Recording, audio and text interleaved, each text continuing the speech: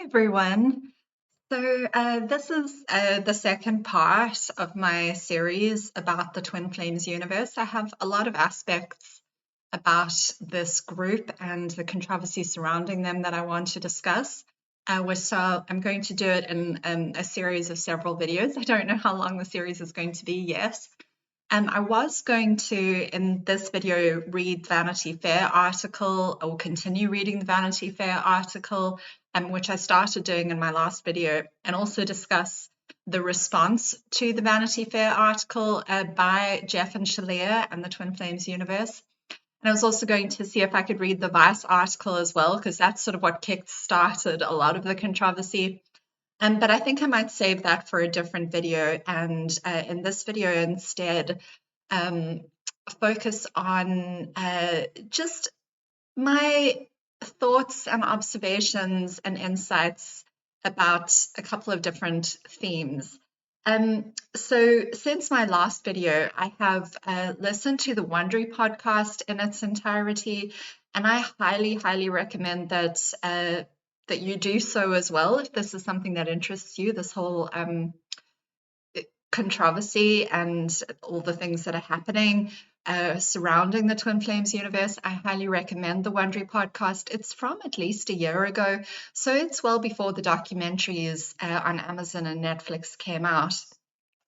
And it interviews a lot of the prominent participants from Twin Flames universe and exposes a lot of the practices, which of course I think many of us have heard of by now.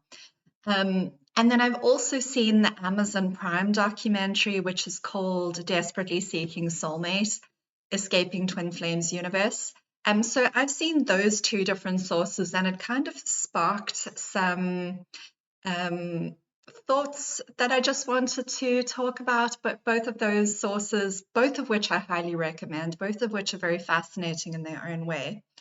I've also watched a few videos on YouTube by other people who are part of the sort of twin flame spiritual community who are very against what Jeff and Shaleia are doing, because I wanted to get insight not only from people who are secular and non-spiritual and who sort of don't buy into the twin flames ideology at all, but I also wanted to get the perspective of people who do believe in the twin flame philosophy, but don't support Jeff and Shaleia, and just to see what they were saying and if there was any sort of helpful insight that I could glean from their videos and their commentary. And it was very enlightening for me. But having said that, what I discuss in this video is going to be very much my own insight, my own opinion. Yes, it's going to be informed by these various sources that I've read or watched, but everything is going to be kind of filtered through my own perspective and my own experience and just my own feelings about some of these themes. And so having said that, I just want to make it very clear. I am a lay commentary person. I am not a mental health expert. I'm studying to be a counselor, but I'm only in my first year of study, so I'm not a mental health expert at all. I always make that clear in my videos, but I'm not qualified to give any sort of mental health advice. So if any of these topics are triggering and bring up feelings and difficult kind of if they bring up difficult emotions for you and things that you need to work through, I highly recommend doing so with a professional, a mental health professional. I'm also not a cult expert or an expert on twin flames or any kind of spiritual topic either.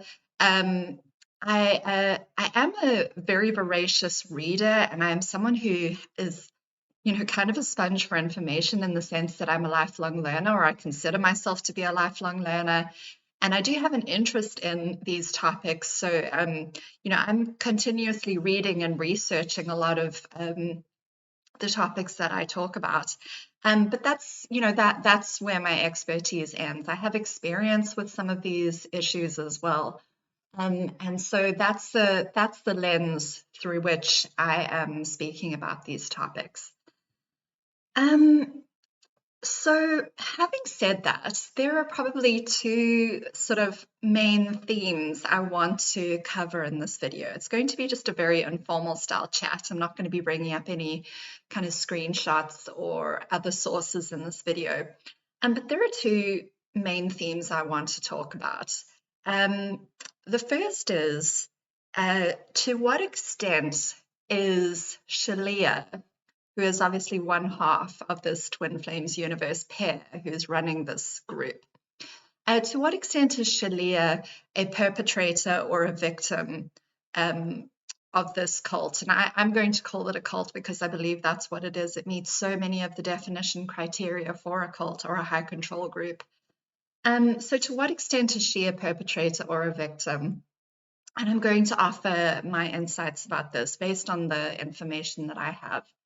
And then the second theme I just want to talk about is twin flames as a concept.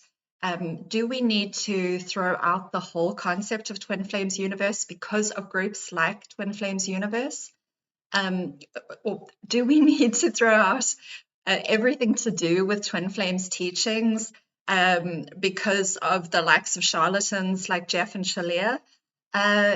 What can we potentially salvage from this philosophy?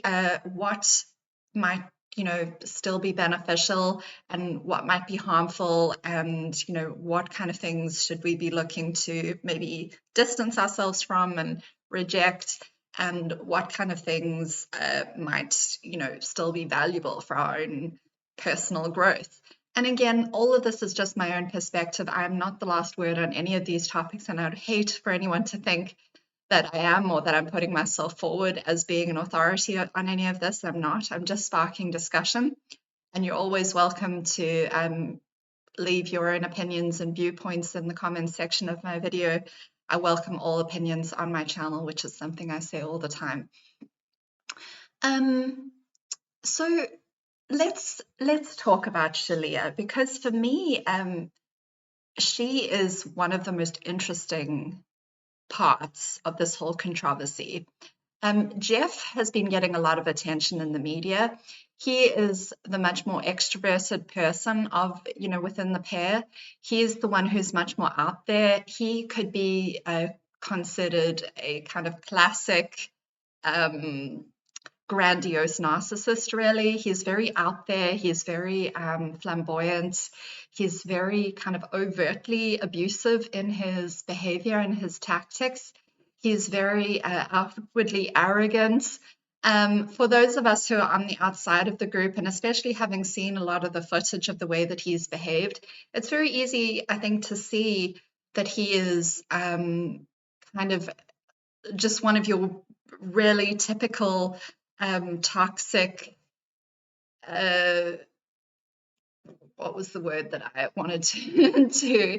He's Machiavellian. He's just really a megalomaniac, really is, I think, the best word that I can use to describe him.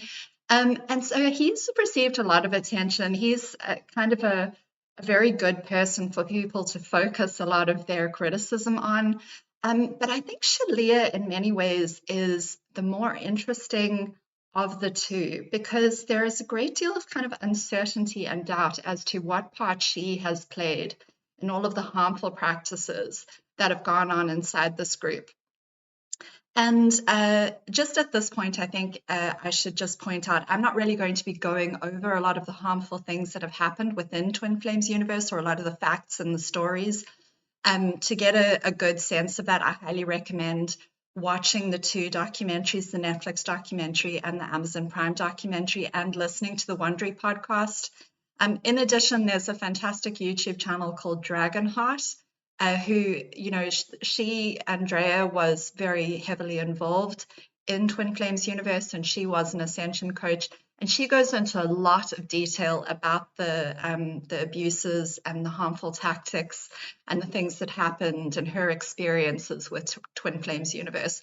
So if you want an overview of, the harmful things that go on in this group, I recommend those sources. I'm not going to spend any time really going over those facts and details, because other people have done them, much more thoroughly than I could ever hope to do. So I would say that my video is probably for those who already have an overview of what's happened in this group. But anyway, one of the questions that has come up by commentators, from commentators, is to what extent is Shaleia involved? Because it's very easy to see that, like, Jeff is clearly a driving force and an initiator and a perpetrator of a lot of what's going on. But Shaleia is a lot more soft-spoken. She's a lot quieter. She is one half of this supposed twin flame pair. But, what part does she really play? Is she a victim of Jeff, or has she been, one of the perpetrators right from day one? And people are very kind of divided on this issue. But my personal opinion is that she is a victim of Jeff, who has over time become a perpetrator herself. And we see this a lot with abuse victims and with people who are victims of a cult. It's very common for somebody to begin as a victim of a cult leader or a cult group. And then over time, as their mind and their thinking gets warped, they go on to perpetrate some of the abuses that were perpetrated against them, against other people. And we see this with the likes of David and Shaleia Miscavige, which I kind of regard as very comparable to Jeff and Shaleia. So if you're at all interested, David and Shaleia Miscavige are the couple that are kind of at the head of the Church of Scientology. David Miscavige is right at the very top of the Church of Scientology, and Shaleia Miscavige is his wife. And Shaleia Miscavige has not been seen or heard from in a very long time, and a lot of people are very concerned for her welfare. She is kind of completely isolated or has completely retreated from the world, and so has David Miscavige to an extent. He doesn't really appear in public anymore either. The two of them have kind of really retreated into, I believe, almost like a very much a fortress of, within the Church of Scientology, where they're only surrounded by like very high level members of the Church of Scientology, and they have very little to do with the outside world. And we can see this is very much the case with Jeff and Shaleia as well. They live in a house that's in a kind of a semi-gated community in Michigan, and they very rarely leave their house or have much to do with the outside world. We hear Alice Hines in the Amazon Prime documentary talking about how Jeff and Shaleia are really very detached from reality. They live in completely their own world. They live in a world of really their own making, and they've cut themselves off from, everyday life the way you and I would experience it. And they're only surrounded by people who basically, worship them and hang on their every word, and who would be completely confirming of everything that they think and feel. And so, Jeff and Shaleia are not really exposed to any sort of dissent or any kind of critical voices, or even just normal everyday life, which would cause them to question what they believe to be reality. So they've kind of been in hiding, in sort of physical hiding for some time, Jeff and Shaleia have. And that's why, as I say, I see kind of a parallel with David and Shaleia Miscavige.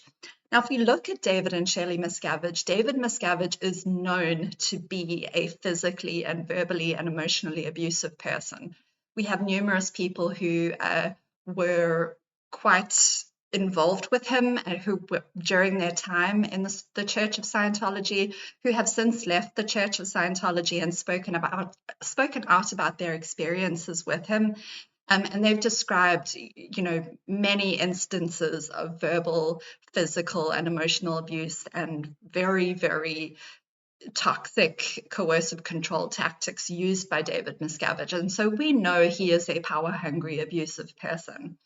And then if we compare that to Jeff, we see a lot of the same sort of abuses. I haven't yet heard of any instances of physical abuse by Jeff, but we don't know. It might have happened. He might also be a physically abusive person. What I do know is people like him, emotionally and verbally abusive people, very controlling people, very often do, you know, veer over into physically abusive territory. So it wouldn't surprise me if Jeff is also physically abusive. I do know of one particular instance where, Shaleia spoke about not wanting to have sex with Jeff and him kind of forcing himself on her and throwing her down on the bed and kind of physically restraining her. So that would be an instance certainly of like physical assault, even though they're married, of course. So as I said, it wouldn't, although I don't know of consistent cases of physical abuse by Jeff, it would not surprise me at all if he was physically abusive. And I'm not making accusations of him by saying that. As I say, I don't have any hard and fast evidence. I'm just saying that is often the pattern with people like this. So we know that Jeff is an abusive person, and Shaleia, being in relationship with him, has almost certainly experienced that abuse herself. Because people like Jeff, who are physically abusive towards others, don't confine their abuse just to certain people. That abuse is going to come out in their relationships with everybody. And so there is no doubt in my mind that Shaleia has experienced, verbal and emotional abuse by Jeff at the very least. We know that there are videos that have come out where he has, tried to be kind of overtly told her to stop talking, which is of course very abusive, and silenced her and belittled her in front of their followers on video. So we know that sort of abuse happens even in front of the camera. So I shudder to think what he's like behind the camera. And we also see this behavior coming through from Shaleia of being very much eager to please Jeff. In so many of the videos, she is so much of the footage that we see of the two of them, she's simply parroting back to him exactly what he has said, and just being so intent on showing him that she supports him and that she is kind of in his corner no matter what, and that he is, the important one, and that there's even a video that I showed in my last video where she says, I'm just happy to let you do the talking and to repeat whatever you say. She actually says that. And these are signs of a very beaten down, controlled, abused person, really. They've been together more than 10 years at this point. And, by now, Shaleia will know that she dare not gainsay anything that Jeff says or does. She will know, her mind most likely will have been altered to the point that she probably has lost much of her sense of self. We see quite a submissive person, and or the way she comes across to me in videos is as quite a submissive person. There's no kind of vibrancy about her. There's just sort of this almost defeated look in her eyes is kind of what I see when I look at her.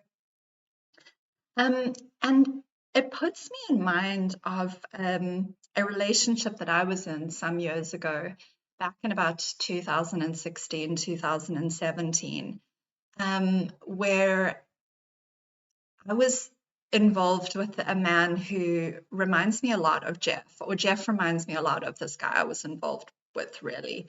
And he was also very controlling. He kind of demanded that you acknowledge that he was right all the time. And he just like very emotionally and at times verbally abusive, he had serious mental health issues, which I'm convinced Jeff does as well. He like personality issues that were kind of untreated and out of control. And when you're involved with a person like that, it does somewhat change who you are. Where you find yourself behaving in ways that you wouldn't normally, because this person really starts to work on your mind and starts to demand certain behavior from you that you just kind of go along with in order to keep the peace, and because you believe you love this person. And it can take quite a while to to work out what's really going on and to get back in touch with reality. And this is certainly what happened to me. I mean, thank goodness I left that relationship after a year and a half. I got out of that situation because I noticed myself turning into someone I didn't recognize. I mean, I was just miserable in that relationship. I just noticed myself talking and feeling in a way that was just not normal. I was just, you know, I felt as if I was having to go to quite a dark place in order to be with this person who kind of lived in quite a dark place. And as I say, this ex-partner's behavior, or Jeff's behavior, reminds me very much of my ex-partner. My ex-partner was very much, his way was the right way, and you can't disagree with him. And very much sort of about taking advantage of other people and dictating how I should act and how I should think, how I should feel, who I should associate with, what I should wear, all this sort of thing, all these sorts of behaviors that we see coming through from Jeff. And if you are committed to staying in a relationship with this person, on some level that you kind of have to give in to these ridiculous demands just in order to stay in that relationship. You can't be in disagreement with this person all the time, because your life will just be a living hell if you do. So your options are either, continuously stand up for yourself and be in turmoil, or submit as much as you can and try to just get some sort of peace, or leave, which it becomes kind of difficult to do, as I say, because these people, these abusive, controlling people, are very good at spinning a narrative, which part of you just wants to believe. I'm sure that there is a big part of Shaleia that wants to believe that she and Jeff really are true twin flames. They are really, that what they have really is true love, and that it is her purpose and her role in life just to be with Jeff and to make it work. I'm sure that notion is very appealing to her, as it was to me once upon a time, where I was willing to sacrifice a great deal in order to make that beautiful dream, or that beautiful vision that I had, a reality. But of course, it doesn't work with an abusive person. It slowly turns into a bit of a nightmare. That you kind of eventually, you have to get to a point of saying, I'm just going to cut my losses, and I'm going to leave this situation, because I'm just losing more and more of myself, and whatever I thought I had with this person is just not worth the damage that's being done to myself. And that's what happened to me, actually. I left and completely cut off contact with this ex-partner of mine the moment that he laid a hand on me physically, the moment that he was raging about something, and he grabbed my shoulders and tried to stop me from getting in my car to leave. And at that point, I knew I had to do whatever I could to get away from him and leave and never look back. But that is kind of the point that you get to with these abusive people. And as I say, I see a lot of my ex-partner in Jeff, and I see a lot of my own previous behavior in Shaleia. So let's look at Shaleia in a little bit more detail. In the Amazon Prime documentary, they interview her father, who answers the question, is Shaleia Jeff's victim, Or is she a perpetrator? Is she a mastermind of this whole Twin Flames universe? Is she fully complicit in what's going on? And Shaleia's father says that in his opinion, she is completely a willing participant. She is completely a perpetrator and, you know, a, a fully complicit in what's going on in the Twin Flames universe. And I just, to me, that didn't quite feel right to me when he said that. I think in this documentary, Shaleia's father, she used to be Megan, as I mentioned in my other video. So he refers to her as Megan. Obviously, that's the only name he's ever known her by. But I think that he is very much speaking from his own pain. When he speaks about her, he gets quite emotional at the end of the interview and kind of breaks down into tears. And I have no doubt that his relationship with her has been very painful for him. But if we look a little bit more deeply at the story, we can see that Shaleia herself really is a victim as well.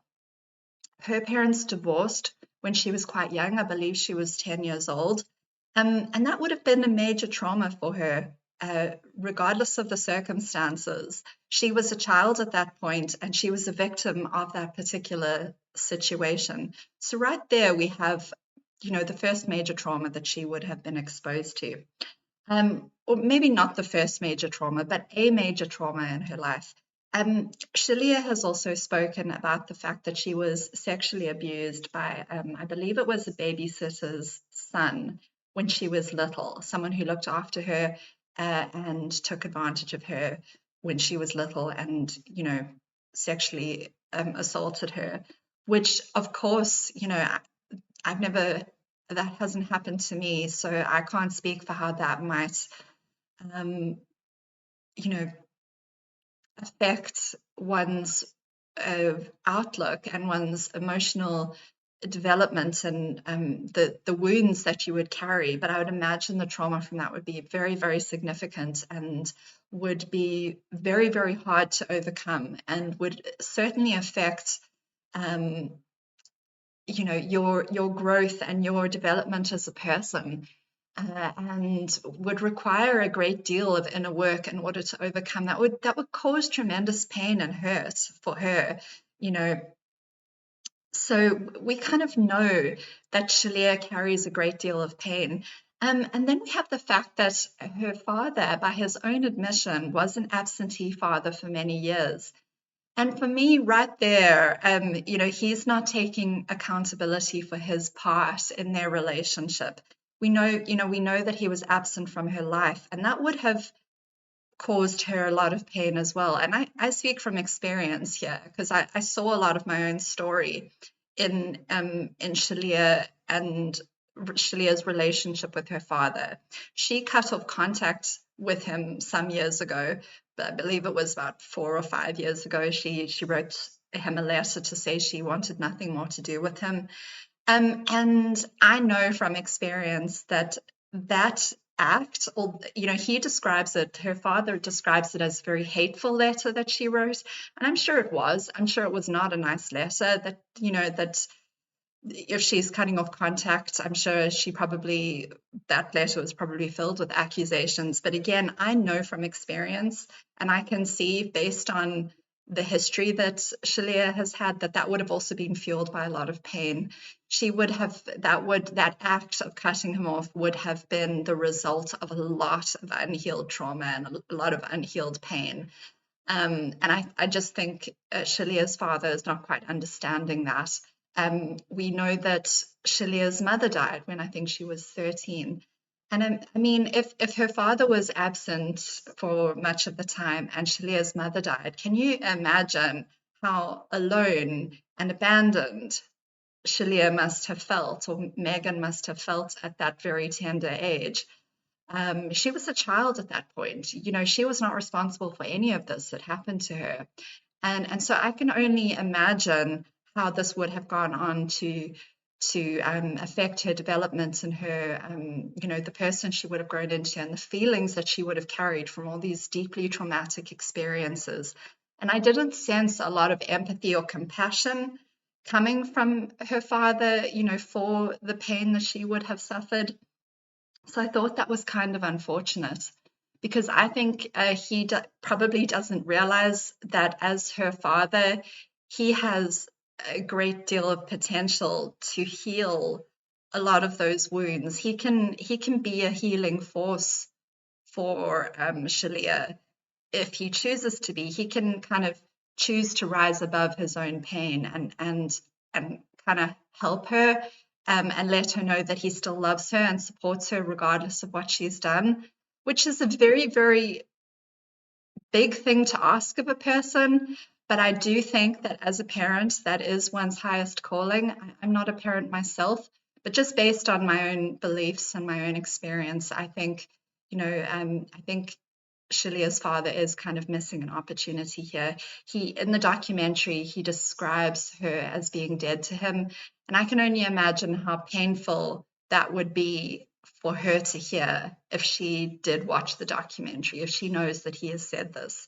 This would just simply push them further apart. And I'm when I speak about all of this, I'm speaking from my own experience and from the way that I know that girls can be very hurt by their father's abandonment of them, and how that can go on to affect you as you grow into a young woman, and how it can affect your relationships with men. So I'm speaking about it from that point of view and from my own experience. And all of this would have really primed Shaleia to get involved with a man like Jeff, who is, on the one hand, promising her this great love story, and kind of he's so intense and he's kind of so overwhelming. That probably would have been a draw card for Shaleia. And, they seem to share this spiritual side to themselves. But also, Jeff is kind of subtly abusive and controlling, and people who have a big abandonment wound are often drawn to abusive people because there's this kind of drive within themselves to try and earn the love that they missed in childhood. And so I see a lot of this kind of going on with Shaleia, and that's just my own theory about all of that. Let me know what you think. Having said all of this, does any of that absolve Shaleia from responsibility for the things that she has done within the Twin Flames universe, for the way she has enabled Jeff, for the abusive things that she has done, for the practices that she has perpetrated, which have hurt other people very significantly? Of course not. She has every bit as much accountability for her behavior as anyone else in that same situation, regardless of her background, regardless of the pain that she might be feeling inside, regardless of the trauma that she might be working from. When we mistreat other people, we can't escape responsibility for that. The only people who really have no accountability are small children.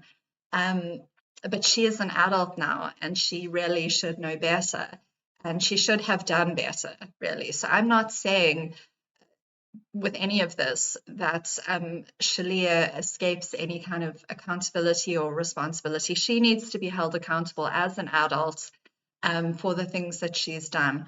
I'm just saying that we can gain insight into her psychology and into, the ways that she might have been victimized, and why she might be doing the things that she's doing. If we just look a bit deeper into her circumstances. And as I say, it's very common for people who are initially victims of a cult, when they get high enough up in their organization, it is very common for them to go on to perpetrate abuse against others. We see this with Shelley Miscavige. By all accounts, Shelley Miscavige started as a really nice, decent person when she first met David Miscavige, and she went on to perpetrate abuses against other people, no doubt, as a result of her relationship with David Miscavige and wanting to stay in his good graces. And I think probably that's what's going on with Shaleia as well. I wouldn't be surprised. They interviewed one of Shaleia's childhood friends in the Amazon Prime documentary, who says that she just can't imagine Megan ever doing the things that she is doing now, that she can't imagine her ever being unkind to anybody.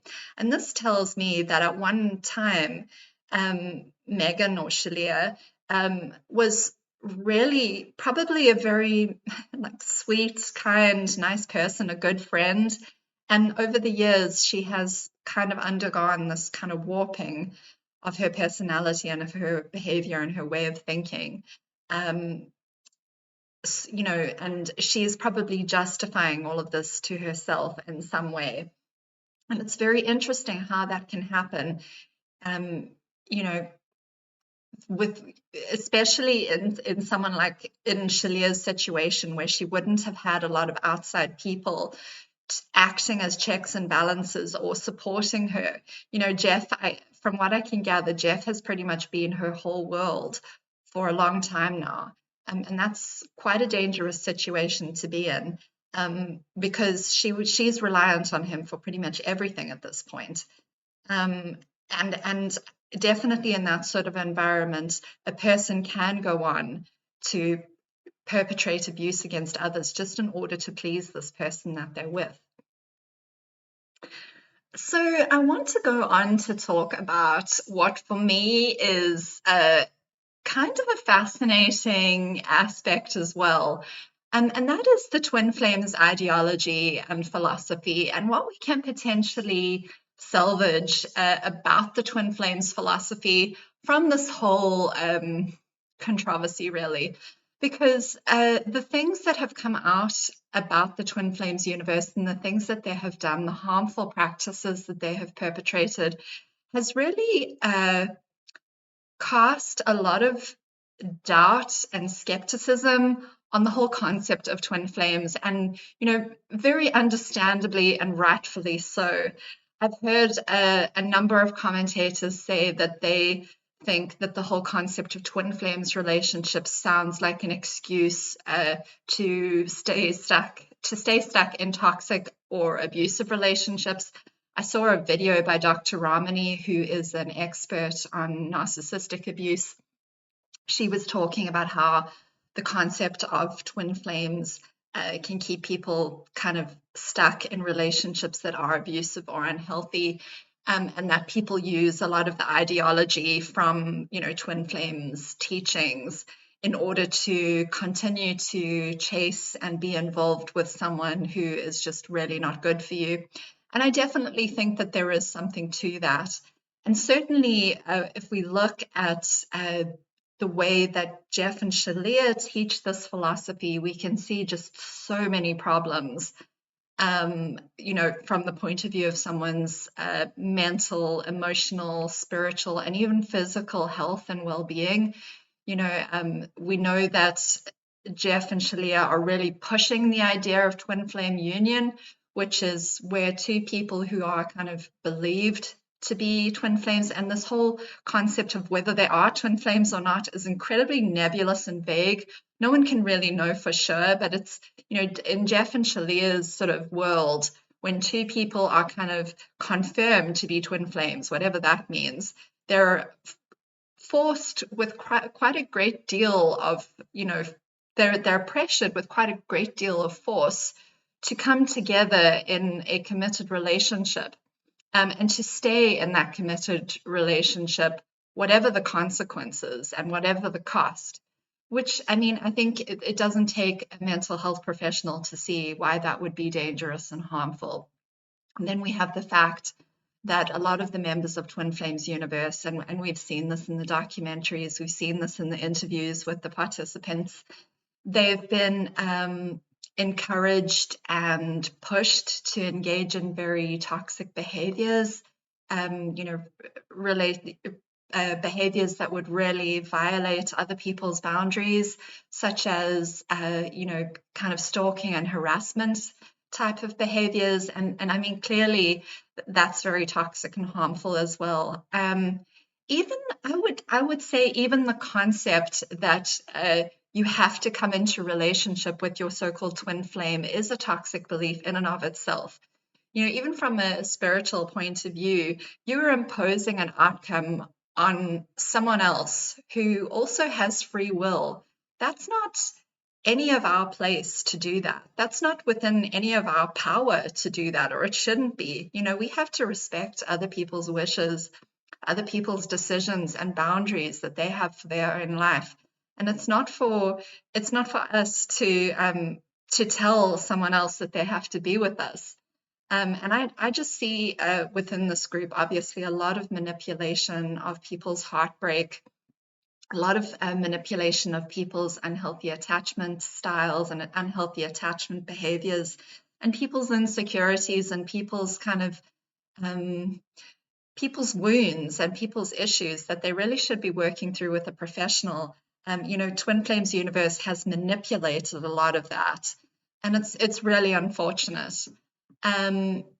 So much for the toxic aspects of the Twin Flames ideology that Twin Flames Universe has perpetrated, really.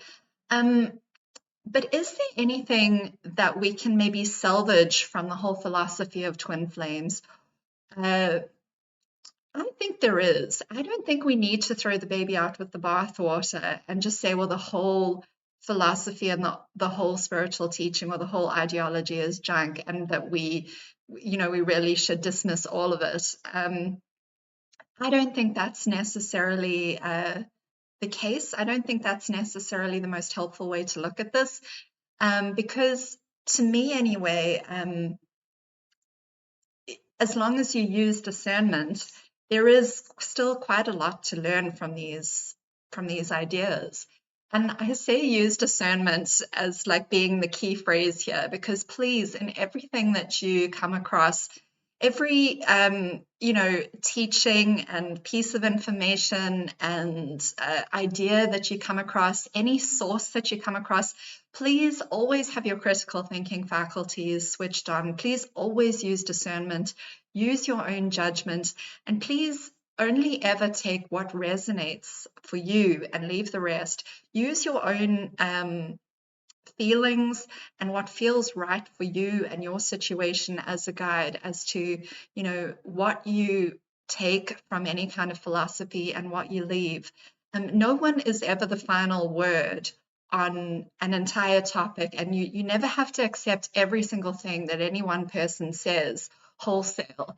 And there should never be a time where you are not critically evaluating the information that you're taking in and assessing whether it aligns with your own morals and values, and just seeing what is beneficial and what might not be so beneficial. And that goes for everything that I say as well. Please, regardless of who it is that you're listening to or what information you're coming across, always judge it against your own morals and principles, your own critical thinking, and what feels right for you and your circumstances. Because no two people are alike. No two sets of circumstances are exactly alike. No two, personalities are alike. And so there is never going to be a one size fits all for every single person. We're all on our own, journeys. But just from my own perspective, I find that there is a certain amount of value that I've gained from the whole Twin Flames philosophy. I first looked into Twin Flames, or first heard of the concept, funnily enough, back in 2016, when I was still with this, quite abusive guy that I was in a relationship with. I heard about it from a Teal Swan video of all things, and I thought it was an interesting concept. I didn't quite know what I thought about it at the time. And then I looked more into it in 2017. I was out of that, abusive, controlling relationship, and I spent a period of time where I was just single and just thinking about what I wanted from relationships, etc. And it made me think of an experience that I'd had back in 2015, where I met a guy and had a very kind of, we went, had a handful of dates or a handful of kind of romantic encounters with each other. And it was a very, very unusual experience for me. And I looked back into the whole twin flames ideology just in order to try and explain my experience with this person. This guy that I met just seemed to be so similar to me in so many ways. And the kind of interactions that we had were so it was so much like kind of connecting with myself in many ways. And I think this is an experience that many people have had, and it doesn't seem to fit the standard explanations of the standard kind of psychology of relationships. It seems to be almost a more profound experience in some way, and people try to explain it using ideology or philosophy such as twin flames. And for I kind of this relationship with this person, this guy that I met, who I had this kind of very profound and unusual experience with, it didn't work out. I saw after a couple of months that that a relationship was probably never going to be on the cards for me and this person, and that was probably for the best. Our circumstances took us in two different directions. And yet the experience stayed with me for a few years afterwards, and I kind of struggled to let go of it. So in 2017, I was kind of looking into the whole twin flames philosophy. This person had kept in contact with me on and off over the years, and each time he did that, I kind of would feel myself being all kind of turned upside down inside, and I would find myself going through a certain amount of emotional turmoil, and I just couldn't seem to completely let go. And so I looked into the whole twin flames ideology and into what a lot of teachers were saying about this, just in order to try and help me to cope and to help me to frame this experience in such a way that I wasn't being hurt by it anymore. Because by this point, it had been kind of almost 2 years since anything had happened between me and this person. I had kind of let them go on a practical level. I had accepted that we weren't going to be in any sort of relationship, and yet somewhere inside myself, I couldn't kind of fully let go of them emotionally and spiritually. And I came across some teachers within the whole twin flame ideology, which did actually offer me some helpful ways to think about this experience. I don't think that it's up to any of us to say that a relationship is not a spiritual experience, because I think for many people, myself included, relationships with other people can be quite a spiritual experience. And sometimes you do have a very profound connection with someone else that does feel like it really touches you on a very, very deep level. And it feels more profound and deeper than just an ordinary relationship. And it kind of brings up things inside yourself that are deeper than maybe, your other relationships have done. And it causes you more questions, and it maybe is harder to let go of than your other relationships might have been. And so I think there is a place for kind of looking at these things and, looking at the more profound aspects of our relationships and seeing them in a kind of a spiritual context. And for me, what I gathered from some of the sort of twin flames teachings or philosophies that I read about was that twin flames can be two people who are so incredibly similar on a kind of spiritual level that they almost seem to have come from the same soul. I don't necessarily believe that. I don't believe that that's necessarily true. But I think the idea is helpful as a frame of reference to think about this kind of experience where you meet someone who just seems to be so similar to you on a very deep level. You have this kind of sense of resonance when you're around them, almost like you're looking back at yourself. And this is kind of how it was for this guy that I had briefly been involved with. But the purpose of that similarity and connection between those two people isn't necessarily to come into a relationship as we would know it in in our ordinary world. That isn't always the outcome for those two people. Now, Jeff and Shaleia would have you believe that you have to come into union with with that person.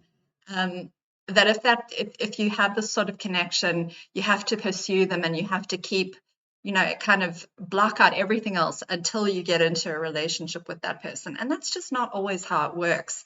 You know, here in the physical world, the world that we live in, the reality is that that is just not always possible. It's not always even desirable.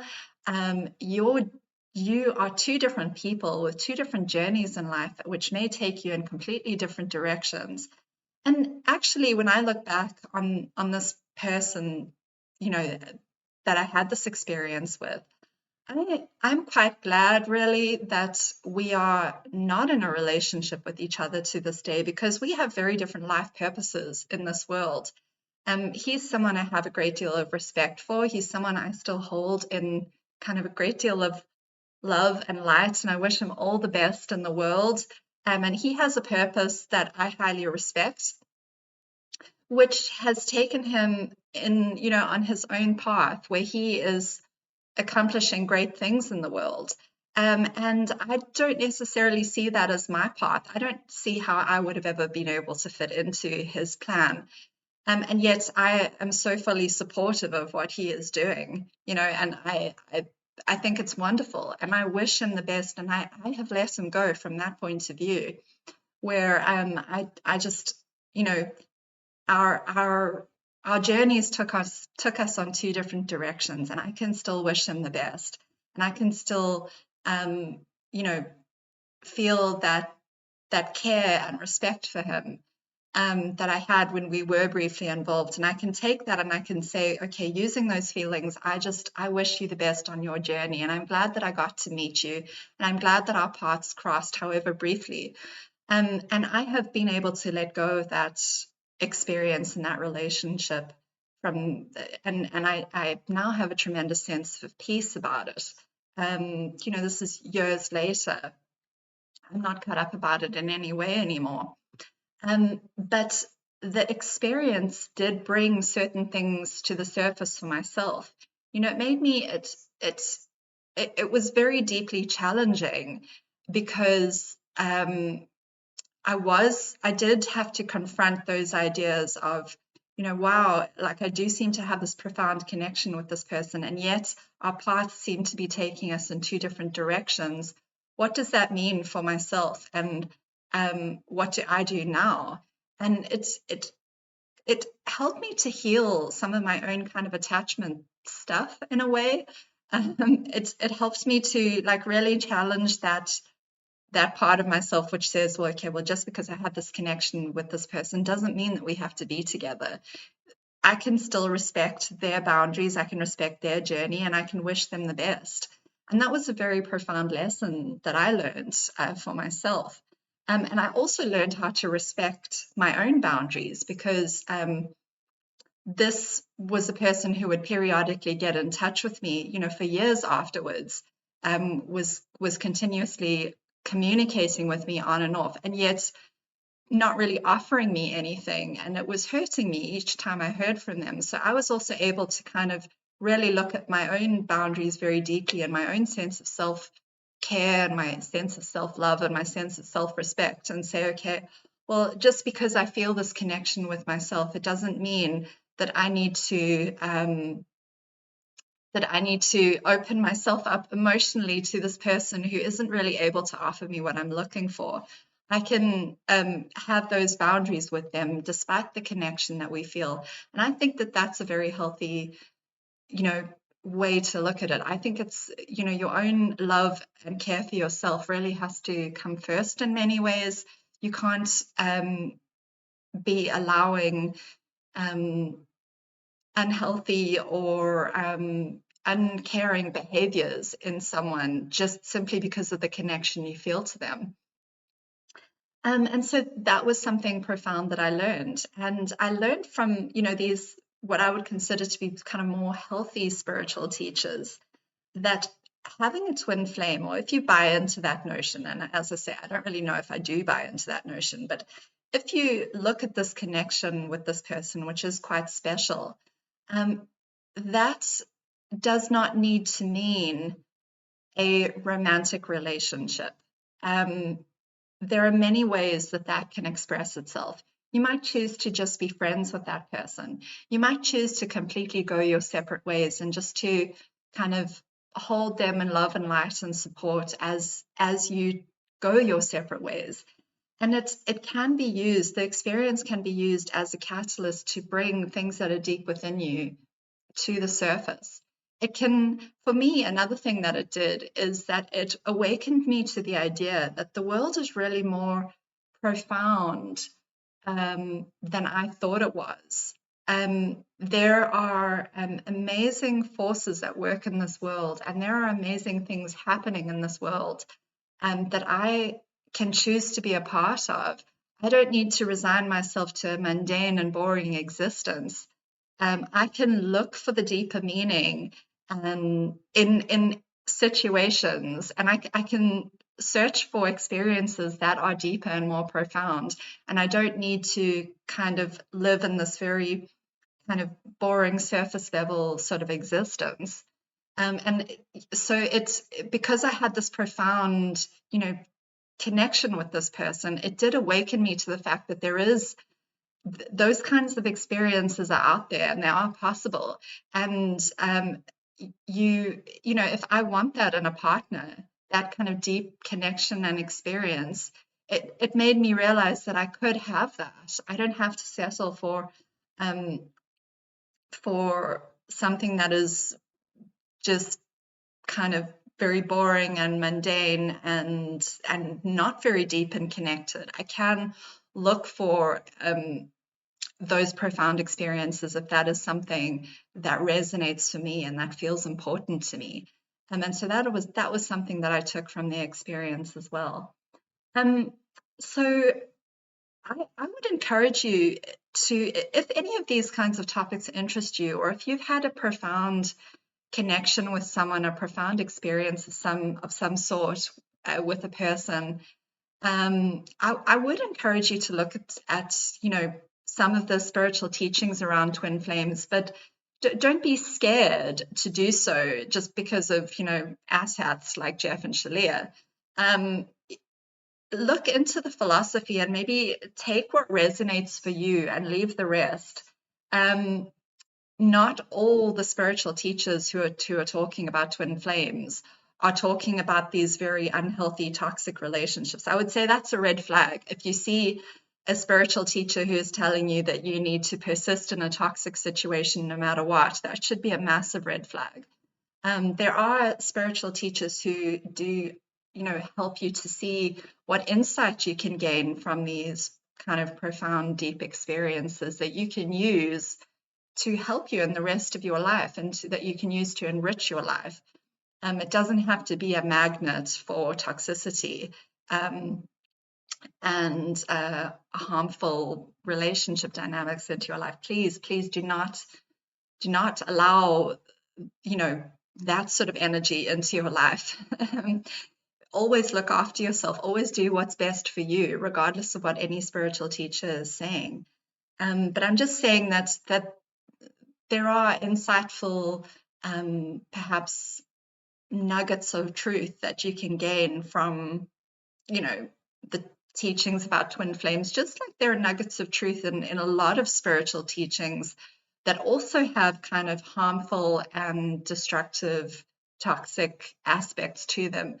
Everything is kind of darkness and light, or most things consist of darkness and light, and it's not for us to just completely reject and avoid something in its entirety. We have to kind of we have to rise above that almost, and we have to be these very discerning, critically thinking people that can kind of discern the difference between the darkness and the light, and that are able to kind of extract the good and leave and reject the bad.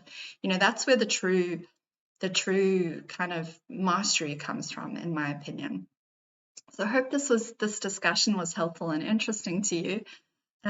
Feel free to let me know your thoughts and your experiences with any of these concepts, what you think about Twin Flames Universe. As I say, I welcome all opinions and viewpoints, and I will see you in the next video, which, might also be about Twin Flames. I'm not sure at this point, but I will be making a series of videos about this group and about these concepts. So anyway, I'll see you next time. Have a great day, everyone. Bye.